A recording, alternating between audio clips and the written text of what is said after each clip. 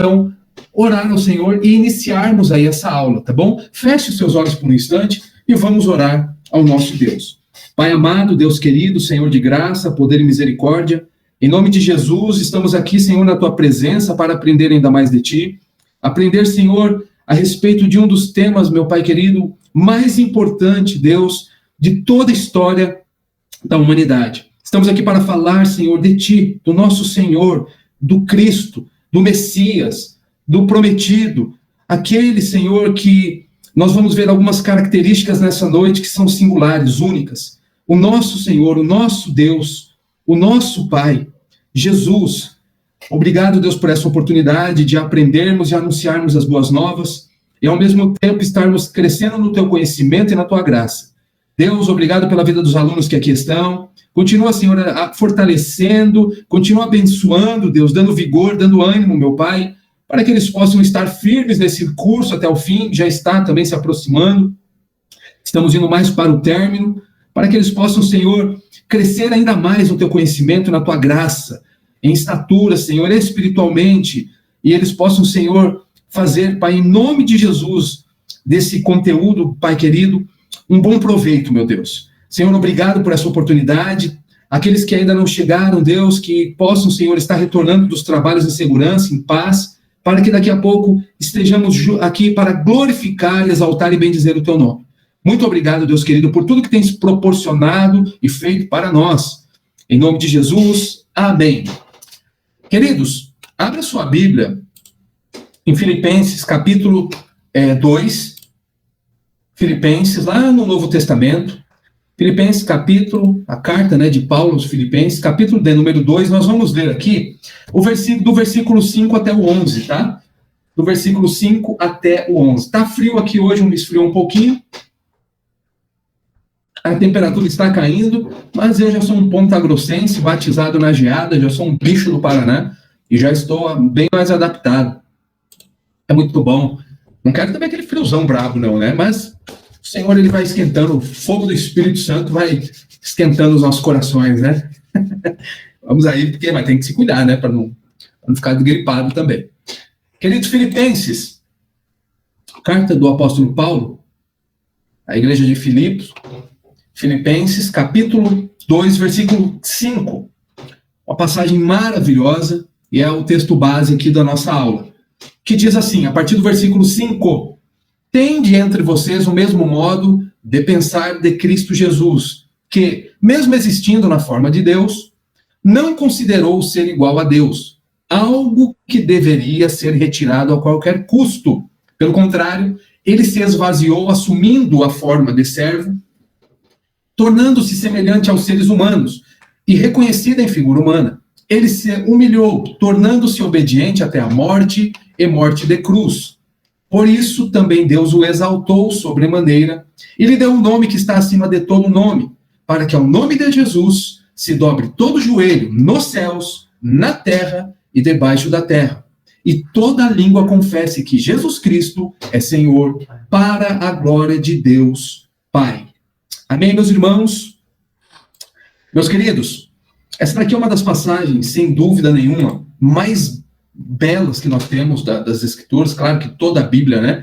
Eu sou apaixonado pela Bíblia, mas toda a Bíblia é maravilhosa. E essa passagem aqui, ela fala a respeito do nosso Senhor e Salvador Jesus Cristo, que é o tema da nossa disciplina de hoje, que é a doutrina de Cristo. A doutrina de Jesus, a pessoa de Cristo. E aqui nós temos, nessa passagem, algo bem interessante, que fala a respeito dos estados de Cristo. E o que nós vamos ver aqui nessa noite? Nós vamos entender a respeito da humanidade, mas também a respeito da divindade de Jesus. Jesus Cristo, ele tem essas características que são mal compreendidas, né? Muito mal compreendidas. Às vezes as pessoas fazem uma confusão muito grande, e já vamos ver aqui logo de início que justamente por conta de uma interpretação equivocada, nós tivemos falsos ensinos relacionados à pessoa de Cristo. Eu quero que você guarde uma coisa e preste bem atenção nisso, e nunca se esqueça, porque o dia que eu aprendi isso, isso serviu desde o início da minha conversão como uma régua. Isso passou a ser uma base que eu nunca mais esqueci, E de fato é fundamental. Se você quiser avaliar uma igreja, avaliar uma doutrina que é pregada numa igreja, se você quiser avaliar a saúde espiritual de uma igreja, preste atenção no Cristo que é anunciado que é anunciado no púlpito dessa igreja. Qual é o Jesus que eles pregam? Qual é o Cristo que eles anunciam?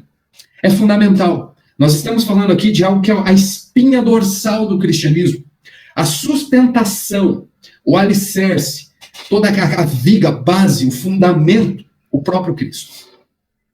Jesus, a pessoa de Cristo, a doutrina, estudar a doutrina de Cristo é extremamente fundamental e necessário, porque esse nome, que é o nome que está acima de todo nome, o nome poderoso, o nome de Cristo Jesus, esse nome ele já passou e passa por ataques. Ele é o nome mais odiado, mas também é o nome mais amado. Esse nome, Jesus, e esse homem, e esse Deus, ele é, de fato, o marco que vai mudar, inclusive, o calendário da história da humanidade. A pessoa ela pode ser o mais cético, né? Não pode acreditar em Jesus nem como Deus e nem na historicidade de Cristo, mas vai ter que se contentar em consultar qualquer livro e ter que se deparar com uma localização histórica que fala a respeito de algo que é antes e depois de Cristo.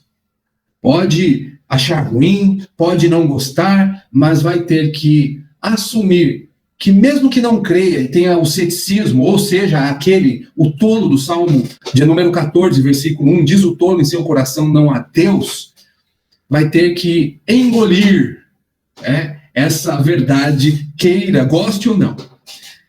Queridos, estudar a respeito da pessoa, da obra de Cristo é algo fundamental. Precisamos, é necessário. E esse estudo, ele é chamado de Cristologia, que é o estudo de Cristo, estudo do ser de Cristo.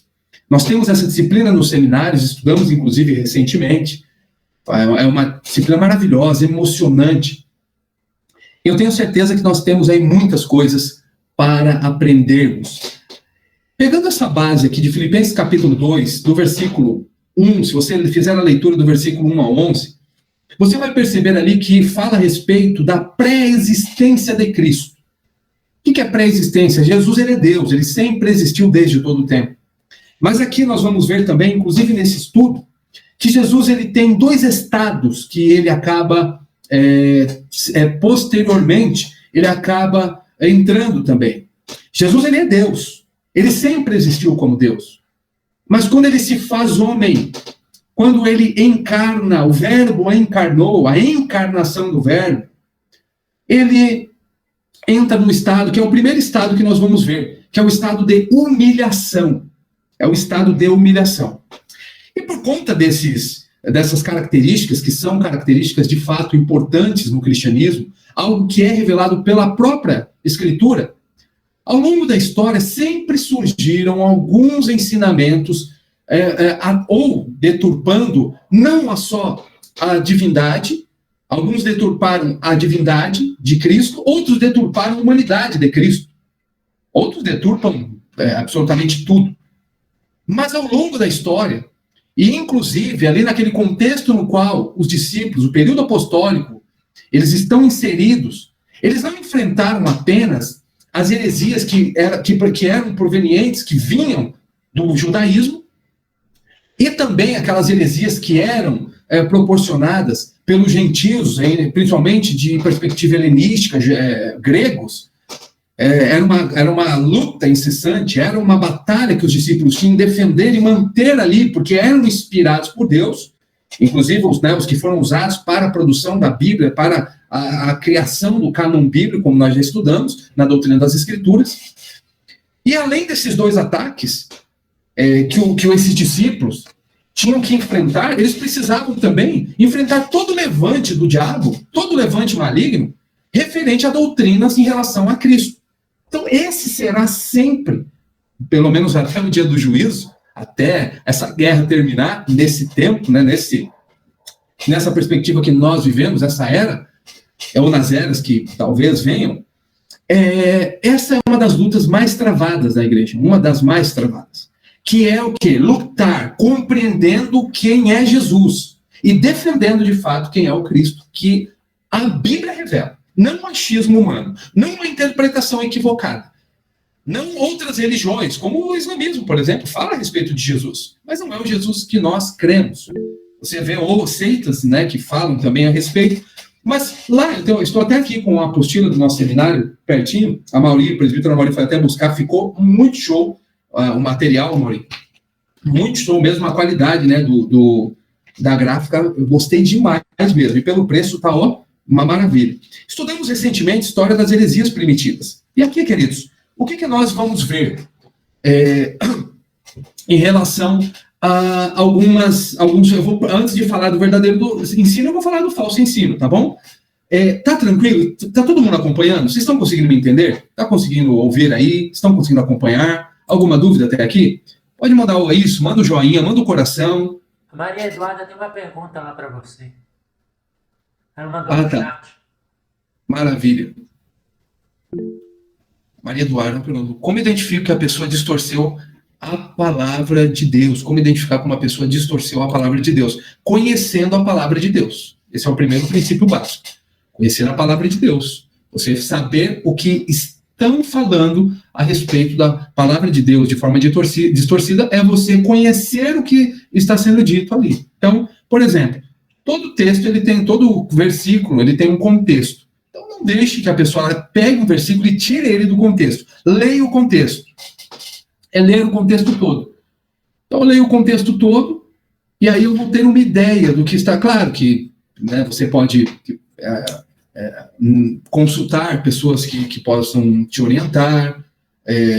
Existem comentários bíblicos, bíblias de estudos, tá, queridos? Não se esqueçam, façam aí a aquisição de bíblias de estudos, se você puder, vale a pena, tá bom? Muito, mas vale muito a pena. O professor pode estar indicando também. Eu fui abençoado. Eu não sei se eu falei para vocês, no meu aniversário eu ganhei uma Bíblia, essa daqui é a nova Almeida atualizada, ganhei dos alunos do seminário aqui do Polo. Olha, um material espetacular, a Bíblia é muito boa.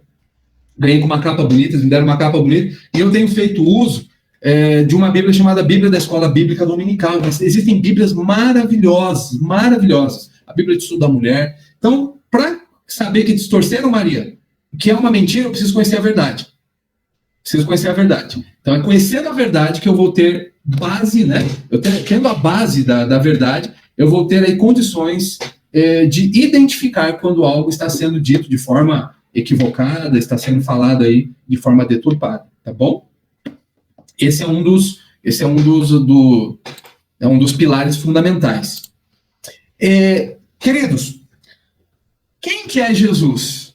Nós vamos ver. Mas o que fizeram?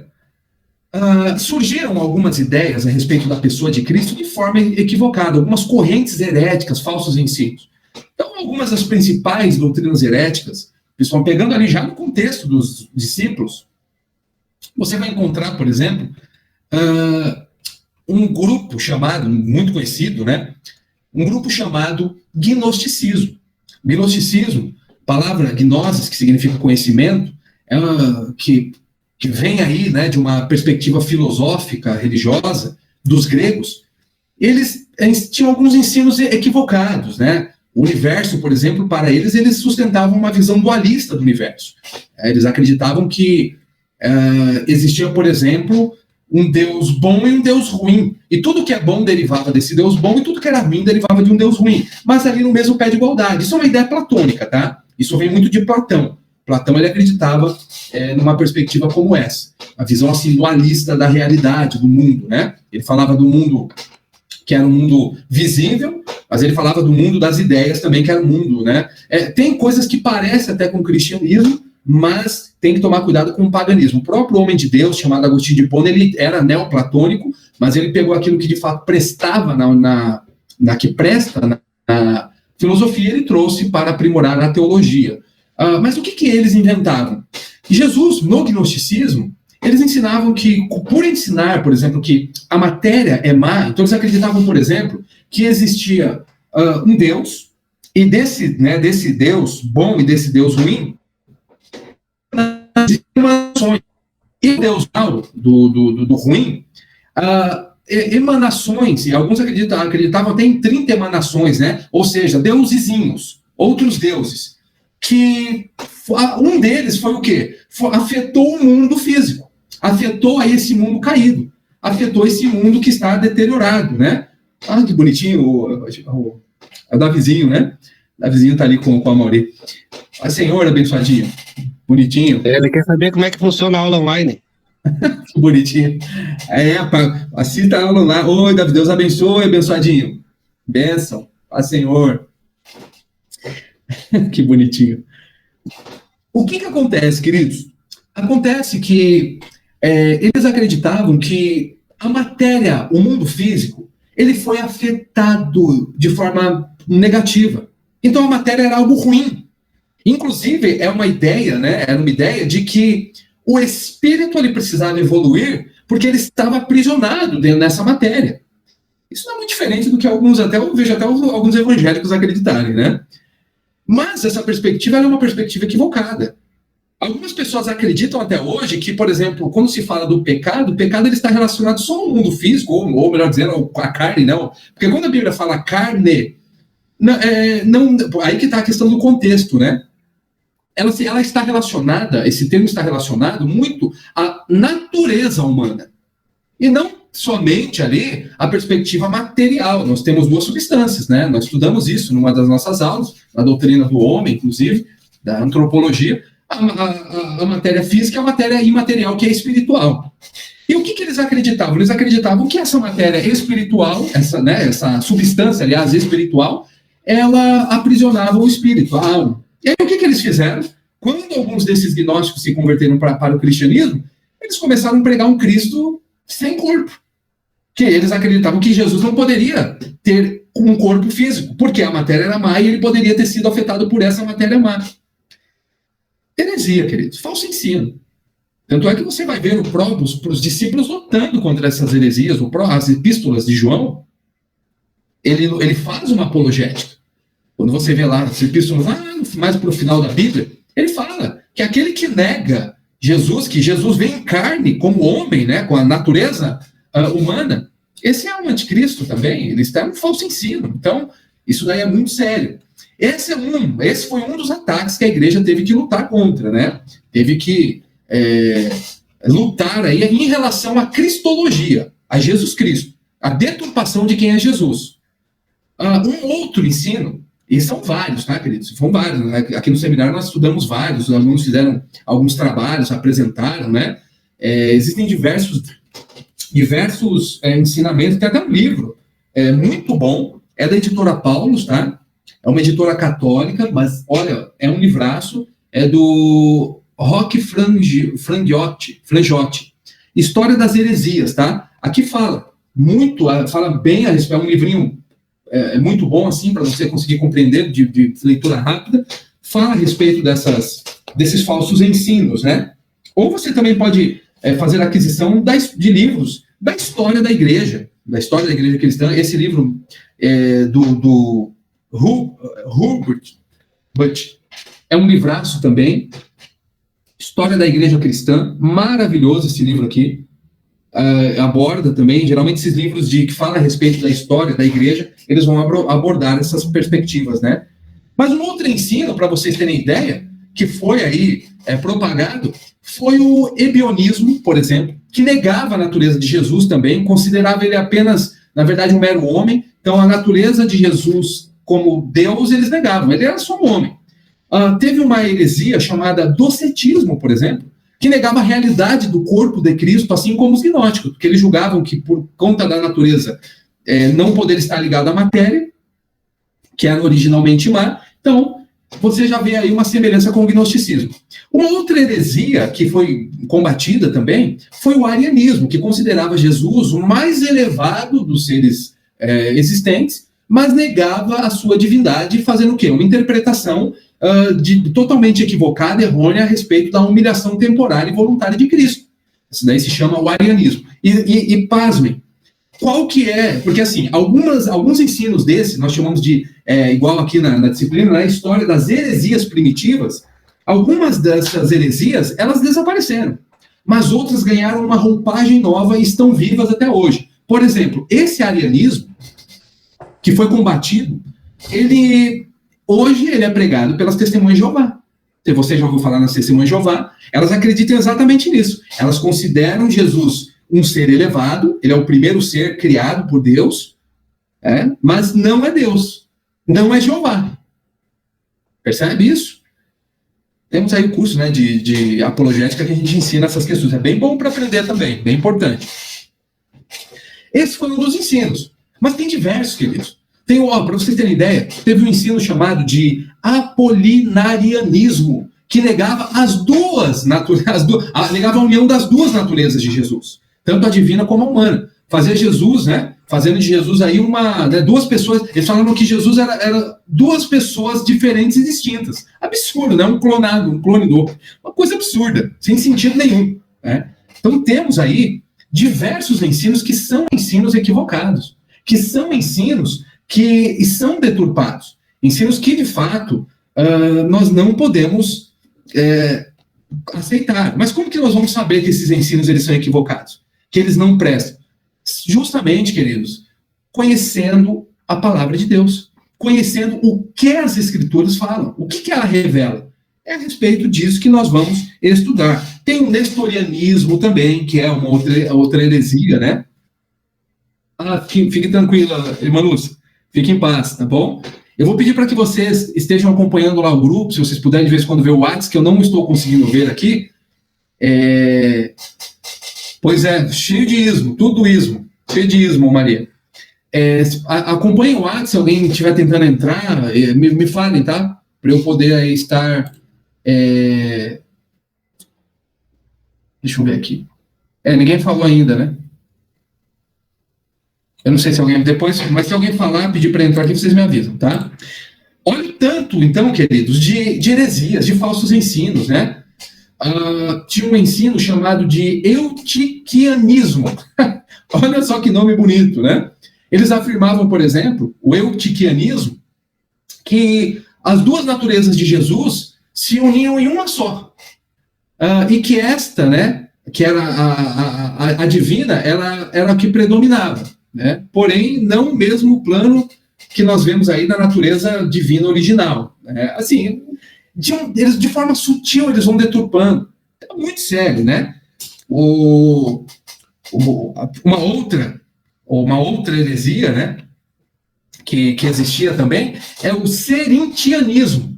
Serintianismo. Ou seja, o que eles acreditavam? Né? Eles mantinham ali a doutrina de que não houve união das duas naturezas em Jesus, né? Senão após o batismo dele. E aí eles estabeleceram o quê? Que a divindade de Cristo ela era dependente do batismo, né? E não por virtude do seu nascimento, por exemplo. Então, meu Deus, olha, foram muitos ensinamentos equivocados, errados, errôneos, para vocês terem ideia do que já foi aí lutado, né? Pela igreja já lutou as labutas, né, do cristianismo. Mas o que acontece? Deus, ele faz o que? Ele vai levantando pessoas. E aí acontece que vão ocorrer reações. Existe uma reação chamada de reação pós-nicênica, por exemplo. Você vai ter aí aquilo que vai ser estabelecido que é chamado de concílios, né? Os concílios da igreja, aquilo que já tinha sido estabelecido em Atos capítulo 15, que foi o primeiro concílio, justamente para combater as heresias judaizantes. Então, as heresias judaizantes que foram combatidas, e nós já temos ali em Atos 15 um modelo de concílio que é para estabelecer, de fato, as doutrinas, para deixar tudo bem certinho, bem estabelecido. Isso aconteceu também depois. Então, você vai ter em 325 depois de Cristo um concílio chamado Concílio de Nicéia, condenando, por exemplo, a posição que era defendida por Ário, o arianismo, que acreditava que Jesus ele era o ser mais elevado, né, da criação, mas ele não tinha a perspectiva da sua divindade. E nesse concílio aqui, ficou claro o quê? Ficou claro, foi muito bem estabelecido, que Jesus ele é coeterno, coigual e consubstancial. Pai, Filho e Espírito Santo. Um Deus que se manifesta em três, mas é um em essência e em natureza. Então Jesus ele é coeterno, ele é coigual, ele é consubstancial. É consubstancial ao Pai. Então, isso daí foi em 325, concílio de Nicéia. Em 451, ocorreu mais um concílio, chamado Concílio de Calcedônia. E nesse Concílio de Calcedônia, o que acontece? Peraí que está chegando alguém aqui. Eu aceitei? Não sei se eu aceitei. É a Lúcia, a irmã Lúcia. Mas pode, se cair, eu vou aceitando aqui, não tem problema não, tá bom, minha irmã?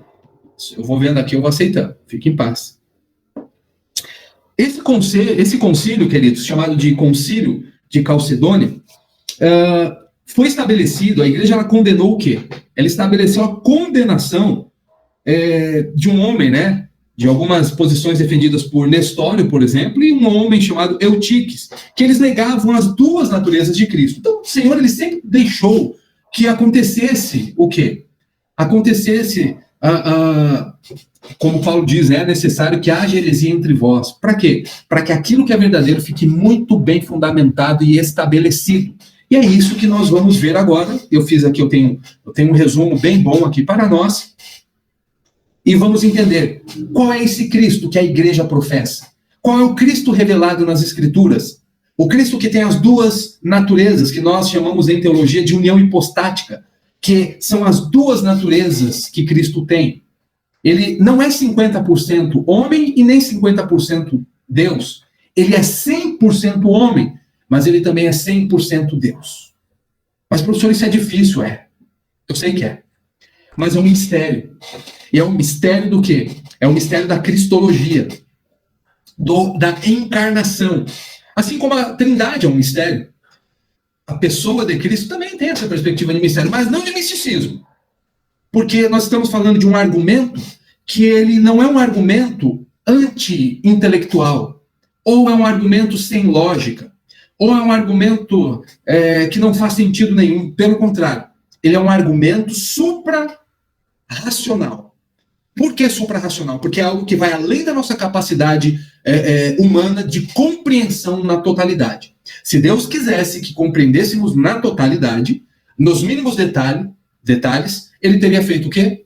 É revelado nas Escrituras. Mas o que ele revela para nós já é suficiente para compreendermos que, de fato, Jesus Cristo ele é 100% homem e ele é 100% Deus. Queridos, até aqui está tranquilo? Dá um feedback, como vocês estão? Alguma dúvida? Vocês estão muito caladinhos.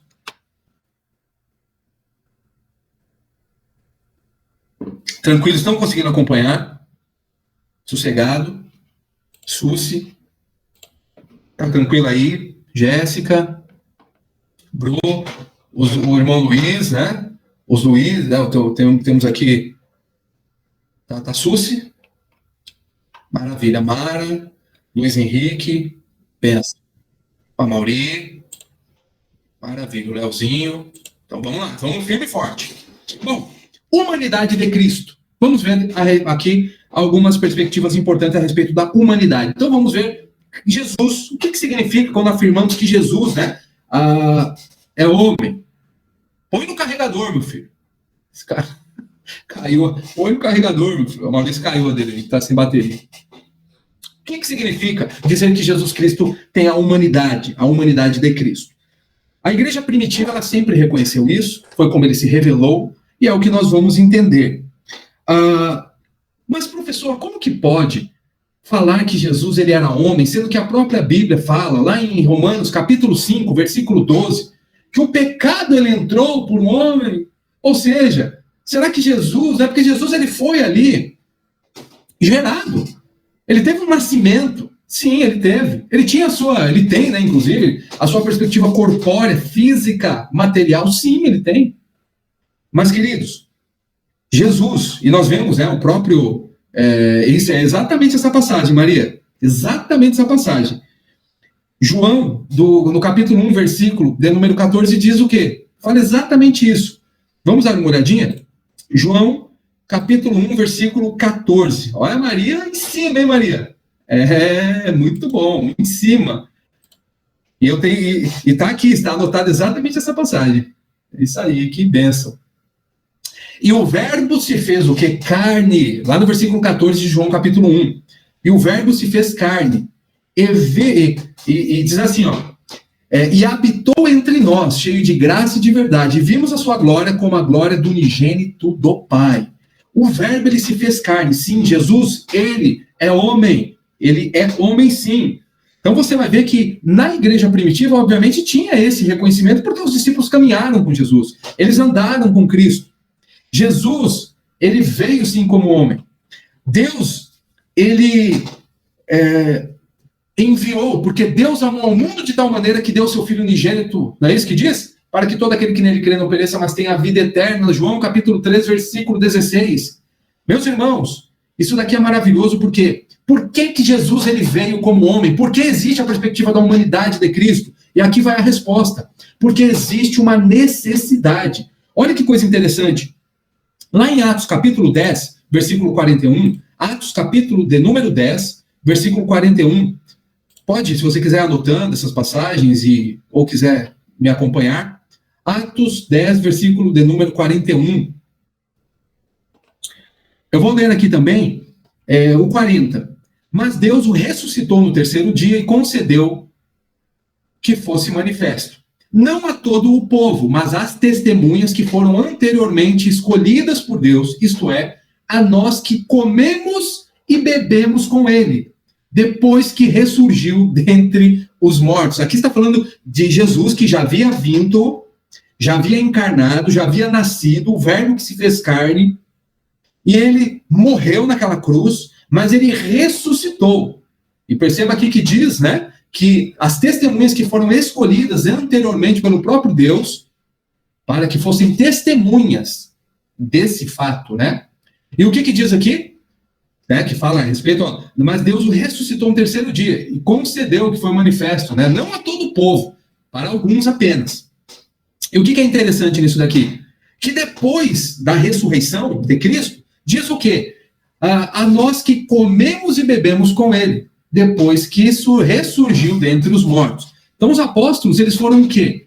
Testemunhas da realidade, de tudo, como diz aqui, de tudo o que Jesus fez. Eles foram, sim, eles viajaram com ele por toda a Judéia, foram a Jerusalém, apesar, né, da conduta impecável do nosso Senhor Jesus Cristo, os homens tiraram a vida dele, penduraram Jesus no madeiro, só que Deus ressuscitou ele, é isso que está dizendo nessa passagem, ressuscitou dentre os mortos ao terceiro dia. Ele foi visto por testemunhas que foram anteriormente escolhidas por Deus. Então os apóstolos, queridos, eles não apenas viram Cristo, mas eles comeram, beberam com ele, mostrando de fato que a natureza tangível, palpável de Cristo, a natureza física, material de Jesus, o corpo dele ressurreto, o corpo do Salvador. Olha que coisa maravilhosa nessa passagem. Mas por que isso aconteceu? Porque existe uma necessidade. Que necessidade é essa? Vamos dar uma olhadinha em Romanos, hoje nós vamos consultar a Bíblia, tá? Se bem que nas nossas aulas a gente consulta, né? Romanos capítulo de número 5, versículo 18 e 19, olha o que diz aqui, que maravilhoso. Eu vou ler do 17 em diante. Se a morte reinou pela ofensa de um e por meio de um só, muito mais os que recebem a abundância da graça e o dom da justiça reinarão em vida por meio de um só, a saber, Jesus Cristo. Versículo 18. Portanto, assim como por uma só ofensa veio o juízo sobre todos os seres humanos para condenação, assim também, por um só ato de justiça veio a graça sobre todos para a justificação que dá a vida. Porque, como pela desobediência de um só homem, que foi no caso Adão, assim também, muitos se tornaram pecadores pela desobediência de um só homem. Assim também, por meio da obediência de um só, muitos se tornarão justos. Olha que coisa maravilhosa, queridos. A ofensa de Adão fez o quê? Trouxe o juízo para todos os homens. Mas está dizendo o que aqui? Que o ato de justiça de Cristo Jesus trouxe justificação que dá vida. O ato de justiça não foi a vida do Salvador ou a observância da lei, mas foi a morte de Jesus. É isso que ele está dizendo aqui. A morte de Jesus, a morte vicária de Jesus, propiciatória, substitutiva na cruz do Calvário. Meu irmão. Ali ela trouxe que? Justificação que dá vida. Ou seja, a justificação, ela resulta em vida. Ela é oferecida aos homens, né? É isso que acontece. Só que deixa eu mostrar aqui um detalhe. Quando ele fala que a palavra todos, né, que é usada muitas vezes nesse versículo, duas vezes nesse versículo aqui 18, não está se referindo às mesmas pessoas, né? Porque aqui existem todos aqui, preste bem atenção nisso. O primeiro todos diz respeito a todos os que estão em Adão. É isso que ele deixa bem claro aqui. Todos os que estão em Adão. Por isso que ele fala, né? Por um só ato por uma só ofensa, veio o juízo sobre todos os seres humanos para condenação. Os que estão, né? Aqui no caso em Adão. Então, o segundo todos aqui diz respeito a todos que estão em Cristo. Ou seja, aqueles que podem, né? Que estavam em Adão, mas passam a estar em Cristo, e aqueles que não estão em Cristo e permanecem em Adão. Então, existe essa diferença aqui. Né? Essa diferença fica bem clara no versículo acima. É só ler o versículo de cima. Se a morte reinou pela ofensa de um, por meio de um só, muito mais os que recebem a abundância da graça e o dom de justiça reinarão em vida por meio de um só, a saber, Jesus Cristo. Então, o dom deve ser recebido pela fé, tá bom? Somente os que creem no Senhor Jesus recebem a justificação que dá a vida. A necessidade da humanidade de Cristo está relacionada ao quê? Ao Jesus, que é o nosso representante. Essa passagem aqui está deixando bem claro o quê, meus irmãos? Está deixando bem claro que Jesus ele tinha que ser homem. Por quê? Para ser o nosso representante. Ele era o único que poderia obedecer ao Pai e nos justificar, morrendo em nosso lugar. Mas como que isso aconteceu? Vamos lá em Hebreus, capítulo de número 2. Hebreus, capítulo de número 2, versículo 14 até o versículo 17. Olha que maravilha essa passagem. Hebreus, capítulo de número 2, do versículo 14 até o 17. Diz assim: visto, pois, que os filhos têm participação comum de carne e sangue, também Jesus, igualmente, participou dessas coisas, para que por sua morte destruísse aquele que tem o poder da morte, a saber, o diabo, e livrar todos os que, pelo pavor da morte, estavam sujeitos à escravidão por toda a vida. Versículo 16. Pois ele, evidentemente, não socorre anjos. Prestem atenção nisso, queridos. Ele não socorre anjo, mas socorre a descendência de Abraão. Por isso mesmo, era necessário que em todas as coisas ele se tornasse semelhante aos irmãos, para ser misericordioso e fiel sumo sacerdote nas coisas referentes a Deus, e para fazer propiciação pelos pecados do povo. Pois, naquilo que ele mesmo sofreu, quando foi tentado, é poderoso para socorrer os que são tentados. Preste atenção nisso daqui, queridos. Preste bem atenção nisso. Para ser o nosso representante, e foi o que ele é exatamente isso que Cristo é, ele também veio como representante para oferecer um sacrifício de substituição. Então, alguns que consideravam, inclusive naquele contexto ali, a humilhação do Filho do Homem vergonhosa, agora eles estão sendo exortados aqui nessa carta, né, aos Hebreus, para se atentar a 4 bênçãos que Deus está falando aqui, que fluem a respeito da paixão de Cristo, a respeito daquilo que Cristo fez na cruz. A primeira bênção diz o quê? No versículo 14. A primeira é a destruição de Satanás. E como que isso aconteceu? Existe um sentido aqui, meus irmãos, especial, segundo o qual Deus deu aos seus filhos, Deus deu seus filhos a Jesus Cristo para os santificar, salvar e emancipar, separar de quê? Do capeta, do diabo. Como esses filhos tinham a natureza, nós temos a natureza humana.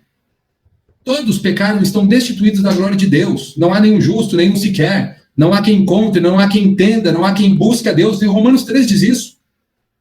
Nossa natureza é humana, é caída, a natureza humana é corrompida, deteriorada. O Senhor, ele faz o quê? Ele emancipa aqui. A primeira destruição que fala aqui, né, a respeito da destruição de Satanás, a primeira bênção que é a destruição de Satanás, ele faz o quê? Jesus, ele nos adota. Aliás, Jesus adotou um corpo de carne e sangue. E ele considerou o quê? a aparência externa de sua divindade, fazendo o quê? Encobrindo ali a condição que ele tinha de Deus Trino, em um manto de pó, justamente para ser o nosso substituto. Substituto por quê? Porque nós estávamos mortos em delitos e pecados. E quando fala aqui a respeito da destruição de Satanás, existe um sentido que o Satanás tem poder. Por isso que ele fala aqui, ó, olha o que ele diz. E livrasse todos os que pelo... Antes, diz assim, ó, participou dessas coisas para que por sua morte destruísse aquele que tem o poder da morte, a saber, o diabo. O diabo, ele tem o poder da morte. Como assim, professor? Tem. A Bíblia está dizendo. Mas como que é esse poder da morte? Em qual sentido o diabo tem o poder da morte? No sentido aqui principal, meus irmãos, está na exigência da morte. É nesse sentido que o diabo tem poder. Foi por meio de Satanás que o pecado entrou ao mundo. Pela primeira vez. Ele ludibriou Eva, não foi? Ele enganou Eva. Ele estava ali na personificação como serpente, mas era o diabo, lá no Éden. E o que acontece? A santidade do próprio Deus, quando ocorre a queda, e nós já estudamos a respeito disso, da entrada do pecado, o que Deus fez? Deus decretou a morte a todos os que pecassem. Não é isso? Todos pecaram e estão destituídos da glória de Deus. E o que fala em Romanos 6,23? Porque o salário do pecado é a morte. O pagamento do pecado é a morte. Então, o que nós entendemos? O diabo, como adversário, ele pode exigir que essa pena seja paga naqueles que estão vivendo em pecado, naqueles que vivem em pecado. Porque o próprio Deus deixou isso bem claro. A sentença foi essa.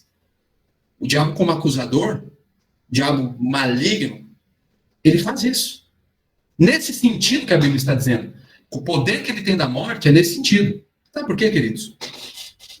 Porque existe um ensino equivocado, porque de alguns acreditarem que o diabo ele pode fazer o que ele quer com o crente. A história de Jó deixa bem claro que não é assim.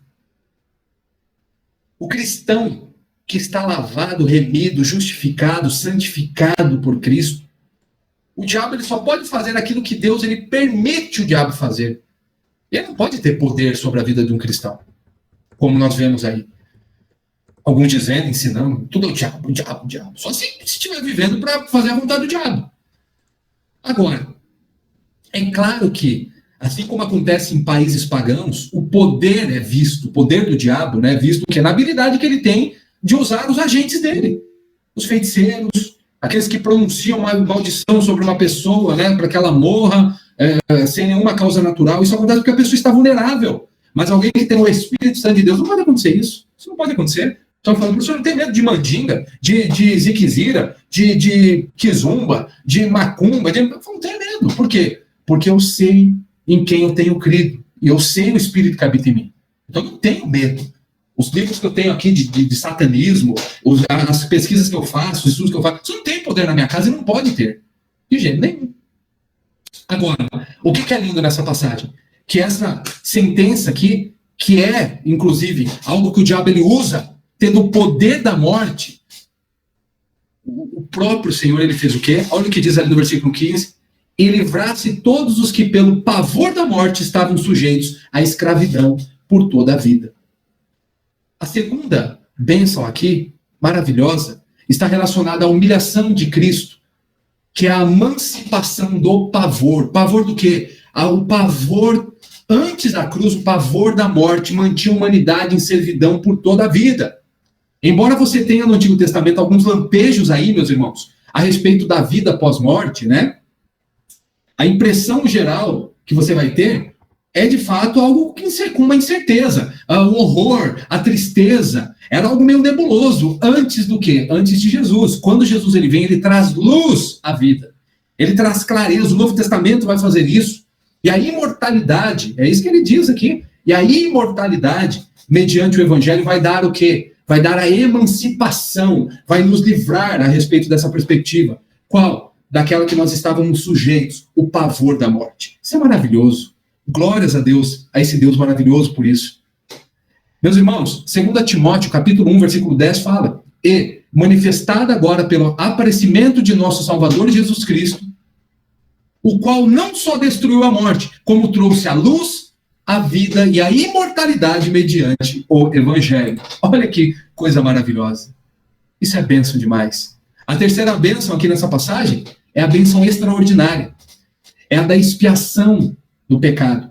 Ao vir ao mundo, o Senhor Jesus, ele não socorre anjos, é o que o versículo diz aqui, versículo 16, mas ele socorre a descendência de Abraão.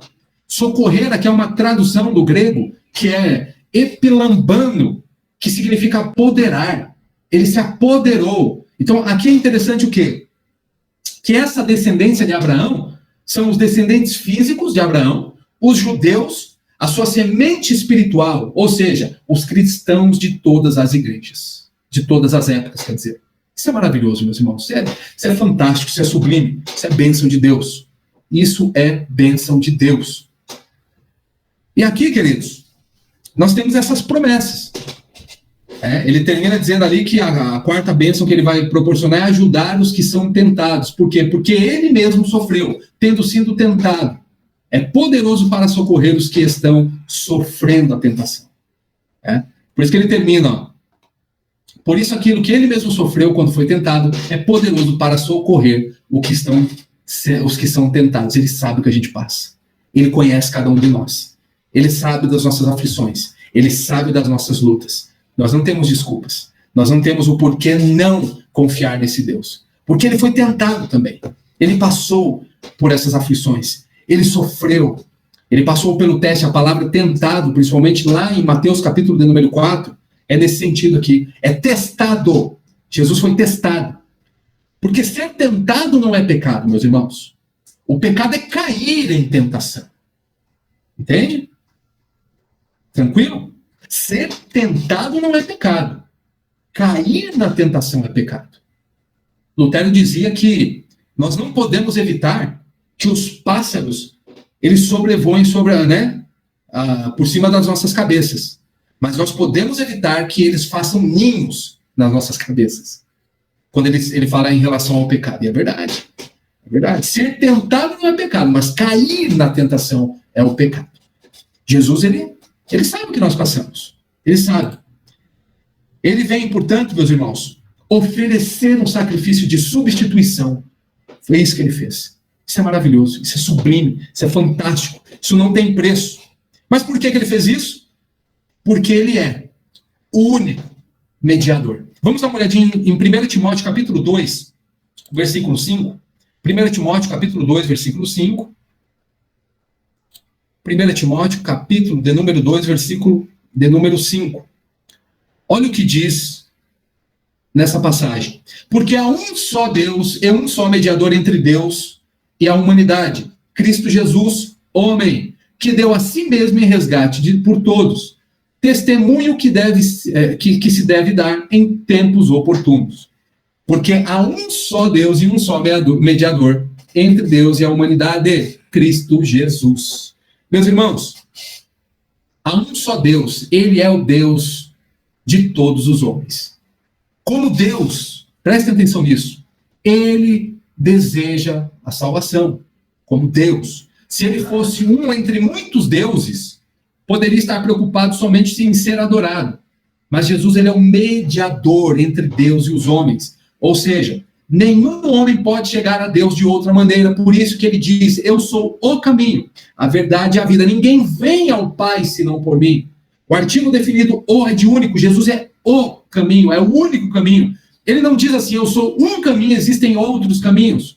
Não, o artigo definido deixa bem claro isso. Eu sou o caminho.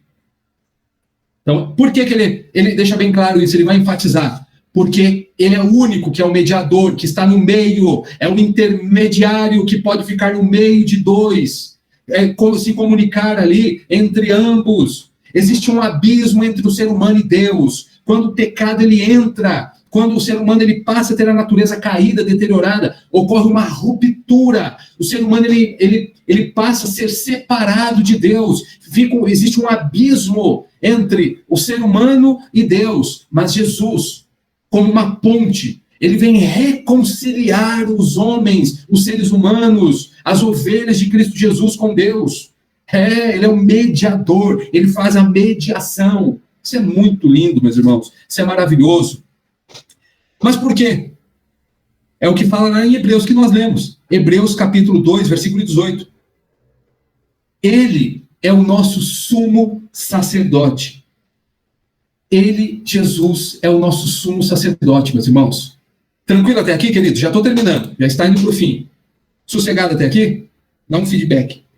Vocês estão entendendo? Alguma pergunta? Alguma dúvida? Querem deixar para o final? Tanta coisa boa. Eu estou fazendo o resumo do resumo. Dá uma tristeza, irmãos. Queria falar mais, mas não dá. É muita coisa. É coisa. Hebreus capítulo 2, versículo 18 diz assim: pois naquilo que ele mesmo sofreu quando foi tentado... Perdão. Versículo de número 17. Por isso mesmo era necessário que em todas as coisas ele se tornasse semelhante aos irmãos, para ser misericordioso e fiel sumo sacerdote nas coisas referentes a Deus e para fazer a propiciação pelos pecados. Olha que coisa maravilhosa. Quando fala que ele, olha o que diz aqui, ser misericordioso, né? A perfeita humanidade de Cristo fez o quê? Tornou ele apto a ser misericordioso e fiel sumo sacerdote nas coisas referentes a Deus. Ele pode ser misericordioso ao homem e fiel a Deus. Ele é misericordioso a nós e ao mesmo tempo fiel a Deus. E a principal função dele como sumo sacerdote, queridos, é fazer a propiciação. O que é isso, professor Bruno? É a satisfação pelos pecados do povo, como diz aqui. A palavra propiciação, meus irmãos, ela tem aqui uma origem no grego, que é o hilaskomai, que significa o quê? No léxico do Strong, entregar-se, sujeitar-se, conciliar-se consigo mesmo, tornar-se propício, ser apaziguado ou tranquilizado, ser propício, ser agraciado. Essa é a raiz, né, dessa palavra, propiciação. Jesus, ele veio expiar os pecados, é a mesma raiz. Propiciar é expiar, é cobrir os pecados das suas ovelhas. Se você fizer uma leitura lá no Êxodo, capítulo de número 12, quando fala da instituição da Páscoa, lembra da instituição da Páscoa? Que era necessário passar ali o sangue nos umbrais das casas, para que o anjo da morte, quando passasse ali naquele momento, não ceifasse ali a vida dos primogênitos. Mas o que isso tem a ver? Tudo! Isso já estava apontando exatamente para isso, para essa perspectiva aqui. A palavra Peshach do hebraico, que é Páscoa, é nessa perspectiva, é passar por cima. Aquele que está coberto pelo sangue de Jesus, ele vai ter os seus pecados expiados, ele está protegido. É nesse sentido. Aquilo já estava apontando para o futuro, é uma tipologia, é algo que aconteceria no porvir. A Páscoa, inclusive, a própria instituição da ceia, pelo próprio Cristo, foi na Páscoa. Substituindo os elementos, os pães asmos, as ervas amargas, o animal ali que era morto, assado, pelo corpo dele, pelo sangue dele que foi derramado.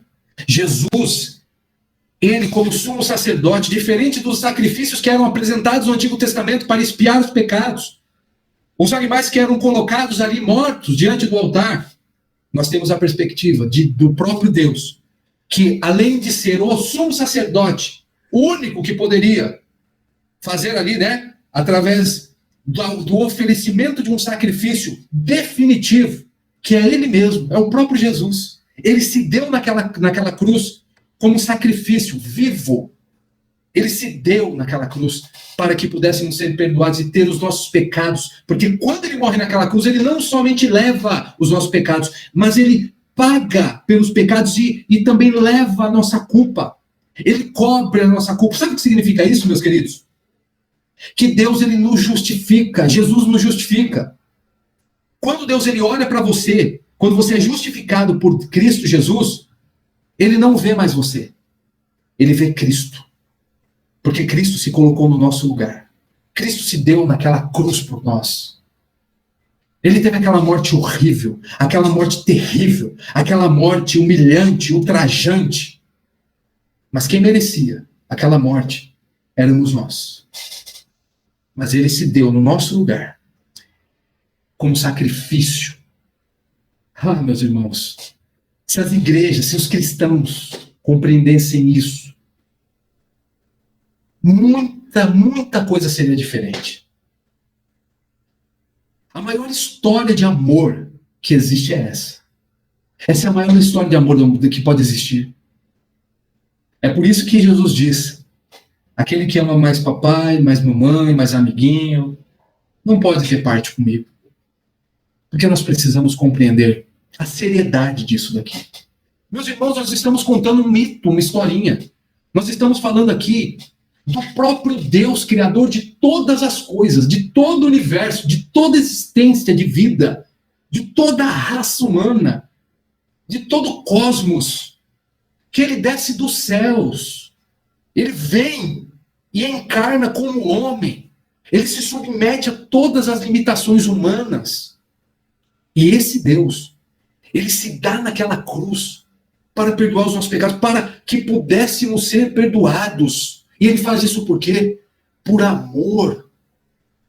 Porque ele nos ama. Meus irmãos, existe motivo mais sublime da dádiva da vida, de existirmos, de estarmos aqui nessa noite, podendo falar desse Deus, podendo falar disso que ele fez por nós.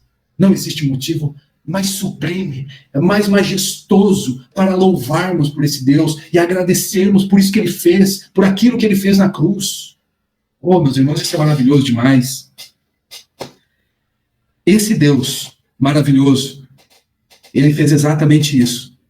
Existem algumas provas bíblicas da humanidade de Jesus, e ele veio como homem porque era necessário, os requisitos eram esses. Precisava ter um sacrifício, mas um sacrifício definitivo. Os sacrifícios temporários do Antigo Testamento só apontavam para uma tipologia, um arquétipo, um modelo de algo maior que aconteceria, e aconteceu. O Messias, ele veio o próprio Cristo. Isso é maravilhoso, meus irmãos, isso é maravilhoso. Eu vou deixar no material de vocês algumas provas, falando em relação à humanidade de Jesus Cristo. Jesus, ele nasceu, sim, corporeamente, de forma corpórea. Mateus capítulo 1, versículo 18 e 20, deixa isso bem claro. Ali fala a respeito do nascimento virginal. A Virgem Maria, ela concebe por quê? Porque foi o Espírito Santo que gerou Jesus. Alguns dizem, mas meu Deus, não existe a inseminação artificial? Não precisa ter o contato, do homem com uma mulher ali, para conceber. E aqui, deixa bem claro que, olha o que fala no versículo 20. Maria como esposa, porque o que nela foi gerado é do Espírito Santo. É o nascimento, milagroso. É o milagre. É o milagre do nascimento de Cristo. Por que foi assim? Porque Jesus, ele não foi e nunca será contaminado pela natureza humana. Não existe isso em Cristo. Por isso que o nascimento dele é algo totalmente distinto de todo nascimento que já ocorreu até hoje na história da humanidade. É o nascimento virginal.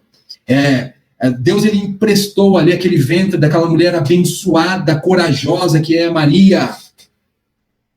Mas Jesus, ele é o Filho de Deus. Ele é o Filho de Deus. E ele tem essa perspectiva humana como ser humano. Ele tinha ali as limitações humanas, Eu vou deixar isso aqui na apostila, vou deixar no material de vocês, no e-book. Ali em Hebreus capítulo 4, versículo 14 e 15, vamos dar uma olhadinha nisso, só para mostrar algo importante para vocês, porque aqui é interessante, Tendo, pois, Jesus, o Filho de Deus, como grande sumo sacerdote que adentrou os céus, conservemos firmes a nossa confissão, porque não temos sumo sacerdote que não possa se compadecer das nossas fraquezas. Pelo contrário, ele foi tentado em todas as coisas, a nossa semelhança, mas sem pecado. Jesus não tem pecado. Isso é blasfêmia, quem diz? Existe uma falsa profetisa que ela deu força para um grupo, né? E ela chega a falar que Jesus ele herdou a nossa natureza humana caída e pecaminosa. Heresia, não é verdade. Isso não é verdade. Mas, queridos, quanto à questão da natureza de Cristo, tranquilo? A natureza humana, sossegado? Conseguiram entender? Tranquilo para vocês? E aqui eu encerro. Ele é, sim, 100% homem, mas ele é também 100% Deus. Existe uma necessidade da divindade de Cristo. E essa necessidade está ligada ao quê? Somente Deus Todo-Poderoso podia pagar a pena pelos nossos pecados. A transgressão ela foi eterna. E era necessário um sacrifício eterno para que aquilo que foi uma transgressão eterna fosse definitivamente aniquilado, fosse pago. E para que isso acontecesse, somente o próprio Deus. Ele mesmo, ele satisfaz a sua justiça através da morte do próprio Cristo, que é Deus. É o próprio Deus que se deu. Vocês não podem salvar a si mesmos. Eu dei o dom, eu dei a dádiva, eu dei o privilégio de vocês existirem. Mas vocês erraram, vocês desobedeceram, vocês transgrediram a minha lei. E não adianta, como nós já estudamos antes, não adianta dizer que se tivesse lá no Éden não fazia. Eu não ia fazer a mesma coisa não, professor. Tá bom. Ser humano é o ser humano. Ser humano é assim. Mas esse Deus, ele faz o quê? Ele vem para resgatar o ser humano em amor. O próprio Deus. A salvação, ela vem de Deus, ela vem do Senhor. O homem ele não pode salvar a si mesmo. Somente Deus pode salvar. No Romanos capítulo 10 fala exatamente isso. Aquele que crê nesse Jesus, que ressuscitou, que morreu, mas ele ressuscitou. Aquele que crê no seu coração e confessa esse Cristo. Somente Deus, ele é o mediador. Jesus, ele é o mediador como homem, mas também como Deus. Por quê? Nós vimos, os requisitos são necessários. Somente Deus pode satisfazer a sua própria justiça. E a comprovação bíblica de que Jesus também é Deus, nós temos em várias passagens. João capítulo 1, versículo 1, já começa dizendo, no princípio era o verbo, e o verbo estava com Deus. E o verbo era Deus. Ele estava no princípio com Deus. No princípio era o verbo, e o verbo estava com Deus. E o verbo era Deus. Ou seja, o verbo é a palavra, o logos. Ele está falando do próprio Cristo, que foi o versículo que nós vimos, no 14. E o verbo se fez carne, e vimos a sua glória como a glória do unigênito do Pai. Jesus, ele é Deus. Ele é o próprio Deus. Olha o que diz em Romanos, capítulo 9, versículo 5. Que coisa maravilhosa. Ele diz assim, deles são os patriarcas e também deles descende o Cristo, segundo a carne, o qual é sobre todos, Deus bendito para sempre. Amém. Meus irmãos, você vê o próprio Tomé, quando ele tem ali a comprovação do próprio Cristo, quando ele aparece para Jesus. E aí o que Jesus, ele quer comprovar, né, a respeito das mãos de Cristo, né, as mãos foram perfuradas. E aí olha o que ele fala, lá no versículo 27 de João capítulo 20. E logo disse a Tomé, põe o seu dedo aqui e veja as minhas mãos. Estenda também a sua mão e ponha ao meu lado, onde ele foi ferido aqui, né? Não seja incrédulo, mas crente. Ao que Tomé respondeu. Olha o que o Tomé responde para ele. Senhor meu e Deus meu. Jesus, ele também é Deus. Os próprios discípulos, né, comprovando isso. Cristo é chamado de Senhor, Kyrios, no grego, Senhor, referindo-se ao quê? A palavra aqui, que vem do hebraico, é o Javé, né? O próprio Jeová. Então você vai ver no Salmo 110, você vai ver em Lucas capítulo 20, ele é chamado em Mateus capítulo 3, versículo 3, Lucas 2, 1 Coríntios 8, ele é chamado de Senhor, no sentido do quê? De também possuir os atributos divinos. Jesus, ele possuía, portanto, os atributos divinos. Ele tinha onipotência, Mateus capítulo 8, você pode ver isso, versículo 26 e 27, Mateus 14, 19, João 2, do versículo 1 ao versículo 11, ele tem o quê? Ele possui eternidade, como nós vimos em João capítulo 1, ele tem onisciência, João capítulo 1, versículo 48, ele também tem poder para perdoar os pecados, como nós vemos lá em Marcos capítulo 2, do versículo 5 até o versículo 12. Pois é, ele perdoa os pecados. Nele habita toda a plenitude da divindade, como diz em Colossenses capítulo 2, versículo 19. Ou seja, no ato da encarnação, o Deus Filho, nós estamos falando aqui do homem-Deus, do Deus-homem, infinito, eterno, ele se fez homem para assumir a nossa natureza, para nos tornarmos participantes, ou melhor dizendo, coparticipantes da sua natureza divina, como diz em 2 Pedro, capítulo 1, versículo 14. Esse Deus, ele é um Deus maravilhoso. Que nós possamos render graças, render glória, todo louvor seja dado a esse Deus. Amém, queridos? Tranquilos? Deu para entender alguma coisa? Alguma pergunta? Amém.